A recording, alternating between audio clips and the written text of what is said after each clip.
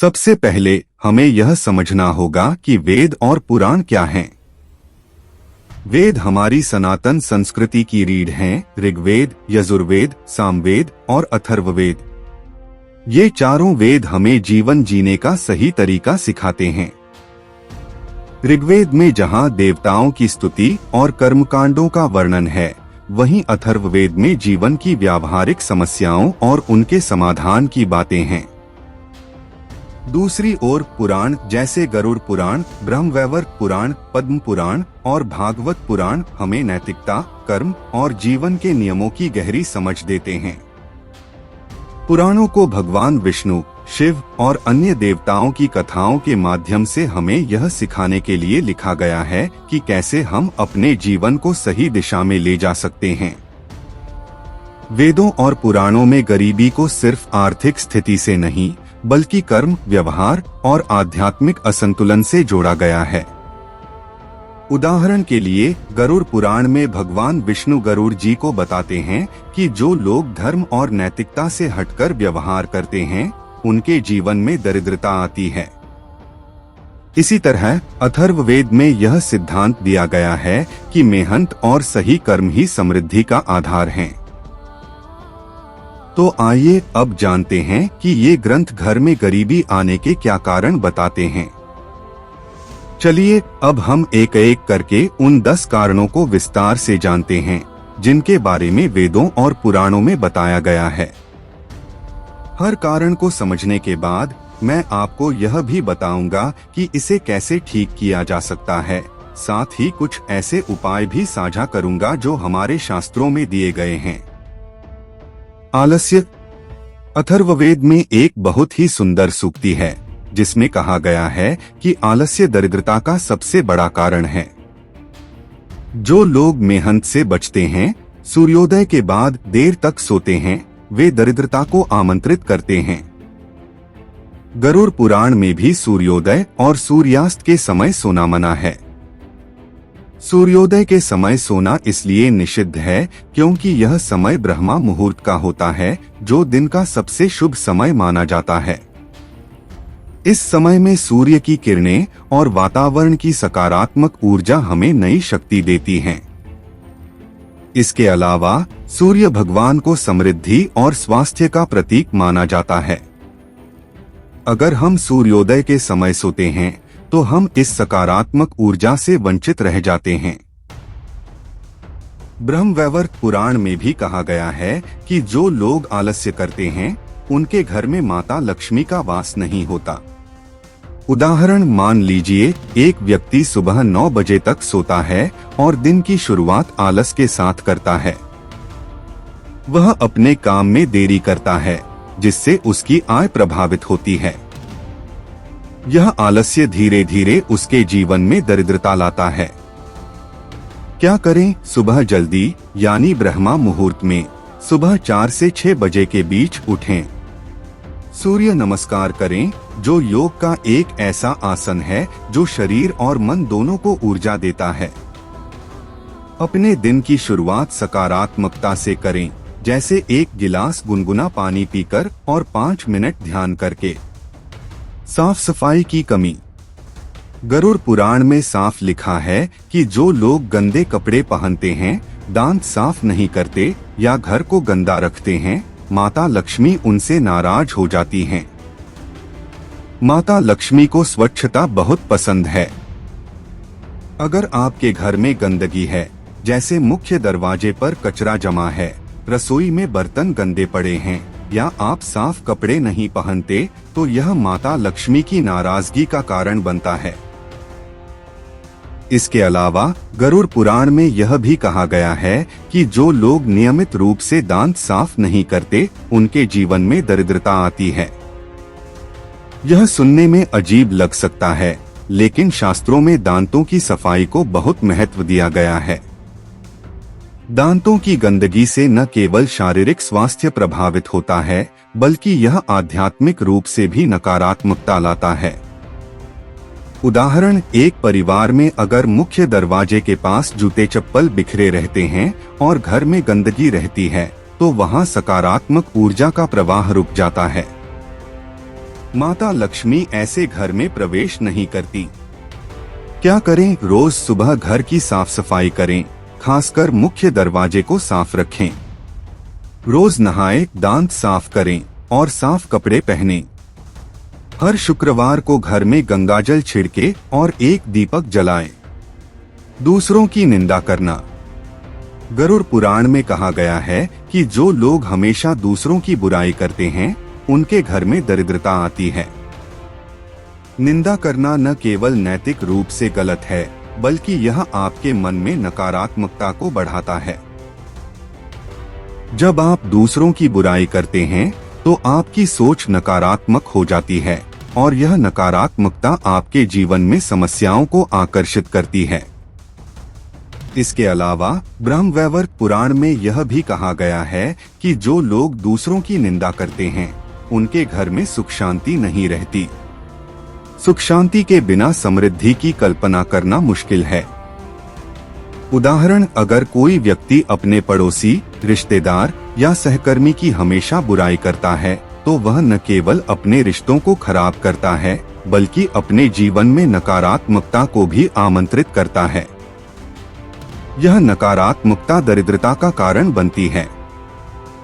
क्या करें? दूसरों की तारीफ करें, सकारात्मक बातें करें और नकारात्मकता से बचें। रोज सुबह 5 मिनट के लिए एक डायरी में उन 3 चीजों को लिखें जिनके लिए आप आभारी हैं। इससे आपकी सोच सकारात्मक होगी। धन का दुरुपयोग। गरुड़ पुराण और ब्रह्मवैवर्त पुराण में धन के अभिमान और व्यर्थ खर्च को दरिद्रता का कारण बताया गया है। अगर आप अपने धन का सही उपयोग नहीं करते, जैसे अनावश्यक चीजों पर खर्च करना, जुए में पैसा हारना या दिखावे के लिए पैसा बर्बाद करना, तो यह माता लक्ष्मी को नाराज करता है। इसके अलावा धन पर अहंकार करना भी दरिद्रता का कारण बनता है। गरुड़ पुराण में कहा गया है कि जो लोग अपने धन का अभिमान करते हैं उनके जीवन से माता लक्ष्मी चली जाती हैं। उदाहरण, मान लीजिए कोई व्यक्ति अपनी आय का बड़ा हिस्सा दिखावे के लिए महंगे कपड़े, गैजेट्स या पार्टियों पर खर्च करता है, लेकिन बचत या दान नहीं करता। धीरे धीरे उसकी आर्थिक स्थिति खराब हो जाती है। क्या करें? धन का सही उपयोग करें, जरूरी चीजों पर खर्च करें, बचत करें और जरूरतमंदों को दान दें। हर महीने अपनी आय का कम से कम 5% हिस्सा बचत के लिए रखें और 1 से 2% दान करें। अधर्म और अनैतिक कार्य। पद्म पुराण में असत्य बोलना, चोरी करना और हिंसा करना जैसे कार्यों को गरीबी का कारण बताया गया है। अधर्म के रास्ते पर चलने से न केवल आपकी आत्मा पर बोझ पड़ता है, बल्कि यह आपके जीवन में समस्याओं को भी लाता है। इसके अलावा गरुड़ पुराण में यह भी कहा गया है कि जो लोग दूसरों का हक छीनते हैं, जैसे धोखाधड़ी करना, बेईमानी करना, उनके जीवन में दरिद्रता आती है। अधर्म का फल इस जन्म में ही भुगतना पड़ता है। उदाहरण, अगर कोई व्यक्ति अपने व्यवसाय में बेईमानी करता है, जैसे ग्राहकों से ज्यादा पैसे लेना या घटिया सामान बेचना, तो वह भले ही कुछ समय के लिए धन कमा ले, लेकिन लंबे समय में उसकी आय प्रभावित होती है। क्या करें? सत्य बोलें, हिंसा से बचें और धर्म का पालन करें। हर दिन 5 मिनट के लिए अपने कर्मों का आत्ममूल्यांकन करें। क्या आपने आज किसी का हक मारा? अगर हाँ, तो उससे माफी मांगें और सुधार करें।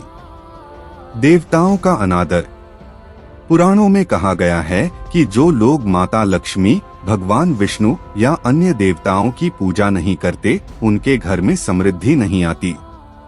माता लक्ष्मी को धन और समृद्धि की देवी माना जाता है। अगर आप उनकी पूजा नहीं करते या उनके प्रति श्रद्धा नहीं रखते, तो आपके घर में धन का अभाव हो सकता है। इसके अलावा भागवत पुराण में यह भी कहा गया है कि जो लोग तुलसी के पौधे का अनादर करते हैं, जैसे उसे पानी नहीं देना, उसकी पत्तियां बिना वजह तोड़ना, वे भी माता लक्ष्मी को नाराज करते हैं। उदाहरण, एक परिवार में अगर कोई पूजा पाठ नहीं करता या घर में तुलसी का पौधा सूख गया है और कोई उसकी देखभाल नहीं करता, तो वहाँ सकारात्मक ऊर्जा का अभाव हो जाता है। क्या करें? नियमित पूजा करें, खासकर शुक्रवार को माता लक्ष्मी की पूजा करें। घर में तुलसी का पौधा लगाएं और उसकी देखभाल करें। हर सुबह तुलसी को पानी दें और एक दीपक जलाएं। जरूरत से ज्यादा खाना। गरुड़ पुराण में जरूरत से ज्यादा खाने को दरिद्रता का कारण बताया गया है। यह सुनने में अजीब लग सकता है, लेकिन इसके पीछे एक वैज्ञानिक कारण भी है। जरूरत से ज्यादा खाने से आपका शरीर सुस्त हो जाता है और यह आलस्य को बढ़ाता है। आलस्य, जैसा कि हमने पहले देखा, दरिद्रता का कारण बनता है। इसके अलावा ज्यादा खाने से आपकी सेहत प्रभावित होती है, जिससे आप मेहनत करने में असमर्थ हो सकते हैं। यह अप्रत्यक्ष रूप से आपकी आय को प्रभावित करता है। उदाहरण, अगर कोई व्यक्ति हर दिन जरूरत से ज्यादा खाना खाता है तो वह सुस्त हो जाता है और अपने काम पर ध्यान नहीं दे पाता। इससे उसकी प्रोडक्टिविटी कम होती है और धीरे धीरे उसकी आर्थिक स्थिति खराब हो जाती है। क्या करें? संतुलित भोजन करें और ओवरईटिंग से बचें। हर भोजन में अपनी थाली को 3 हिस्सों में बांटें, एक हिस्सा अनाज, एक हिस्सा सब्जियां और एक हिस्सा प्रोटीन। खाने के बाद 10 मिनट टहलें। दान न करना। ब्रह्मवैवर्त पुराण में दान न करने को दरिद्रता का कारण बताया गया है। जो लोग दूसरों की मदद नहीं करते, उनके घर में धन नहीं टिकता। दान करना सनातन धर्म का एक महत्वपूर्ण सिद्धांत है। यह न केवल दूसरों की मदद करता है, बल्कि आपके जीवन में सकारात्मक ऊर्जा को भी लाता है। इसके अलावा ऋग्वेद में यह भी कहा गया है कि जो लोग अपने धन को साझा करते हैं, उनके जीवन में समृद्धि बनी रहती है। दान करने से आपके मन में संतोष की भावना आती है, जो आध्यात्मिक और मानसिक शांति देती है। उदाहरण, एक व्यक्ति जो अपनी आय का एक हिस्सा भी दान नहीं करता, वह धीरे धीरे स्वार्थी हो जाता है। यह स्वार्थ उसके जीवन में नकारात्मकता लाता है और माता लक्ष्मी उससे दूर चली जाती हैं। क्या करें? अपनी आय का एक हिस्सा दान करें, जैसे गरीबों को भोजन या कपड़े दें। हर महीने अपनी आय का 1 से 2% दान करने का लक्ष्य बनाएं। अगर आपके पास पैसे नहीं हैं, तो समय या ज्ञान दान करें, जैसे किसी को कुछ सिखाना। कर्मों का प्रभाव। वेदों और पुराणों में पिछले जन्मों के कर्मों को दरिद्रता से जोड़ा गया है। यह सिद्धांत कर्म सिद्धांत पर आधारित है, जो कहता है कि हम जो भी करते हैं, उसका फल हमें इस जन्म या अगले जन्म में भुगतना पड़ता है। अगर आपने पिछले जन्म में अनैतिक कार्य किए हैं, जैसे किसी का हक मारा, धोखा दिया, तो इसका फल इस जन्म में दरिद्रता के रूप में मिल सकता है। इसके अलावा वर्तमान जन्म में भी अनैतिक कर्म दरिद्रता लाते हैं। गरुड़ पुराण में कहा गया है कि जो लोग दूसरों की मेहनत का फल छीनते हैं, उनके जीवन में समृद्धि नहीं आती। उदाहरण, अगर कोई व्यक्ति अपने पिछले जन्म में स्वार्थी था और उसने दूसरों की मदद नहीं की, तो इस जन्म में उसे आर्थिक तंगी का सामना करना पड़ सकता है। क्या करें? अच्छे कर्म करें, दूसरों की सेवा करें और प्रायश्चित करें। दूसरों की मदद करें और अपने गलत कर्मों के लिए माफी मांगें। सामाजिक कर्तव्यों से विमुख होना। ऋग्वेद में एक बहुत ही सुंदर सूक्ति है, जिसमें कहा गया है कि जो लोग समाज की मदद नहीं करते, वे अभाव में जीते हैं। सनातन धर्म में सामाजिक कर्तव्यों को बहुत महत्व दिया गया है। अगर आप अपने परिवार, समाज या देश की जिम्मेदारी से भागते हैं, तो यह आपके जीवन में दरिद्रता लाता है। इसके अलावा गरुड़ पुराण में यह भी कहा गया है कि जो लोग अपने माता पिता, गुरु या जरूरतमंदों की सेवा नहीं करते, उनके जीवन में सुख शांति नहीं रहती। सुख शांति के बिना समृद्धि की कल्पना करना मुश्किल है। उदाहरण, अगर कोई व्यक्ति अपने माता पिता की देखभाल नहीं करता या अपने बच्चों की जिम्मेदारी से भागता है तो वह अपने जीवन में सुख और समृद्धि से वंचित रह जाता है। क्या करें? सामाजिक कार्यों में हिस्सा लें, परिवार और समाज की जिम्मेदारी उठाएं। हर हफ्ते कम से कम 1 घंटा सामाजिक सेवा में लगाएं, जैसे अपने माता पिता की मदद करना या किसी जरूरतमंद को समय देना। अब जब हमने गरीबी के कारण जान लिए, तो आइए कुछ व्यावहारिक और आध्यात्मिक उपाय जानते हैं जिन्हें आप आज से ही शुरू कर सकते हैं। ये उपाय न केवल वेदों और पुराणों से लिए गए हैं, बल्कि इन्हें आज के समय में भी आसानी से अपनाया जा सकता है। सुबह जल्दी उठें, सूर्योदय से पहले यानी ब्रह्मा मुहूर्त में सुबह 4 से 6 बजे के बीच उठें। सूर्य नमस्कार करें, जो आपके शरीर और मन दोनों को ऊर्जा देता है। इसके बाद 5 मिनट ध्यान करें और दिन की सकारात्मक शुरुआत करें। घर की सफाई, हर सुबह घर की साफ सफाई करें, खासकर मुख्य दरवाजे को साफ रखें। मुख्य दरवाजा वह जगह है जहां से सकारात्मक ऊर्जा घर में प्रवेश करती है। हर शुक्रवार को घर में गंगाजल छिड़के और माता लक्ष्मी के सामने एक दीपक जलाएं। माता लक्ष्मी की पूजा, हर शुक्रवार को माता लक्ष्मी की पूजा करें। श्री सूक्त का पाठ करें, जो माता लक्ष्मी को प्रसन्न करने का एक शक्तिशाली मंत्र है। दान, अपनी आय का 1 से 2% हिस्सा दान करें, जैसे गरीबों को भोजन, कपड़े या किताबें दें। अगर आपके पास पैसे नहीं हैं, तो समय दान करें, जैसे किसी को कुछ सिखाना या उनकी मदद करना। हर महीने एक दान का लक्ष्य बनाएं। सकारात्मकता, दूसरों की बुराई न करें, सकारात्मक सोचें और अपने घर में सकारात्मक वातावरण बनाएं। हर सुबह 5 मिनट के लिए उन चीजों के बारे में सोचें जिनके लिए आप आभारी हैं। श्री विष्णु सहस्रनाम, गरुड़ पुराण में श्री विष्णु सहस्रनाम का पाठ करने से दरिद्रता दूर होने की बात कही गई है। इसे रोज 10 मिनट करें। तुलसी की सेवा, घर में तुलसी का पौधा लगाएं और उसकी देखभाल करें।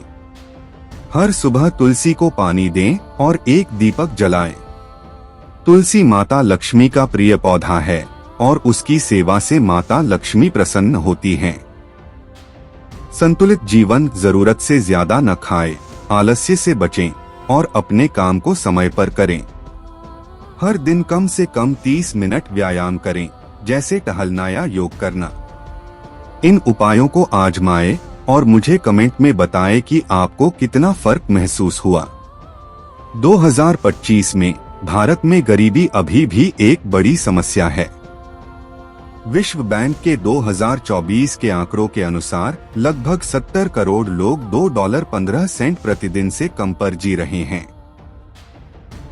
लेकिन वेदों और पुराणों के सिद्धांत आज भी प्रासंगिक हैं।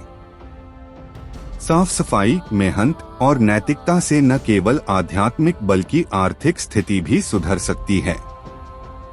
आज के समय में लोग फिर से पारंपरिक ज्ञान की ओर लौट रहे हैं। योग, ध्यान और सनातन सिद्धांतों को अपनाकर लोग अपने जीवन में समृद्धि ला रहे हैं। उदाहरण के लिए, आजकल लोग सुबह जल्दी उठकर सूर्य नमस्कार और प्राणायाम कर रहे हैं, जिससे उनकी शारीरिक और मानसिक सेहत में सुधार हो रहा है। इसके अलावा लोग अपने घरों में तुलसी के पौधे लगा रहे हैं और नियमित रूप से पूजा पाठ कर रहे हैं। यह सब न केवल आध्यात्मिक शांति देता है, बल्कि जीवन में समृद्धि भी लाता है।